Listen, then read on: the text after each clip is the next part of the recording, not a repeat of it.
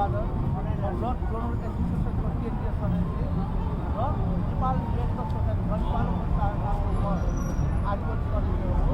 यो चाहिँ हामीले चाहिँ यो अहिले सुन्दारा धराको अगाडि हामीले यो 12 गते चाहिँ एउटा हामीले रक्तदान गरिरहेको छ। यो आकस्मिक रक्तदान किनभने यो ब्लडको अभाव भएको हुनाले हामीले नेपाल रेड क्रस सोसाइटी आयोजक भएर अनि सहआयोजकमा चाहिँ हाम्रो ब्लड डोनर एसोसिएसन काठमाडौँ मध्य क्षेत्र सर्वाइभ नेपाल अनि हाम्रो बानेश्वर बस्ती पुरानो बानेश्वरको संस्थाबाट हामी यो रक्तदान गरिरहेको छौँ।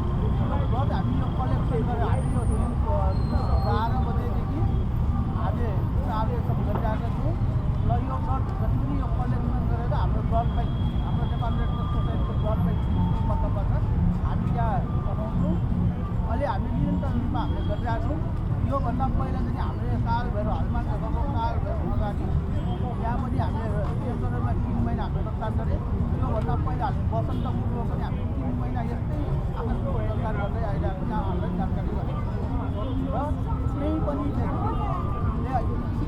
यो रक्तदान गर्न चाहनुहुन्छ भने हाम्रो यो सुन्दारा धरा यो 22 नम्बर वडा पर्छ यहाँ आएर रक्तदान गर्नुहुन्छ। यो चाहिँ हाम्रो ब्लड डोनर एसोसिएसनको आह्वानमा हाम्रो काठमाडौँ महानगरपालिकाको सहकार्य गरेर हामीले निरन्तर रूपमा हामीले रक्तदान गर्दैछौँ।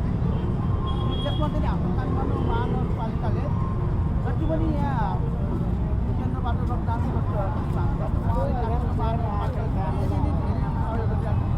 किनभने मैले यो पहिला हाम्रो नगर परिषद दार्जिलिङ मन्त्रीपरिषद समितिले मैले पनि यो ब्लकमा पनि हामी नगर परिषदमा मैले पनि बोलिराखेको छु। त्यही भएर पनि हाम्रो काठमाडौँ महानगरपालिकाले धेरै सहयोग गरिरहेको छ। हाम्रो red cross society Nepal red cross र ब्लड ब्याङ्क म विनोद तुलाधर म कामोपा 24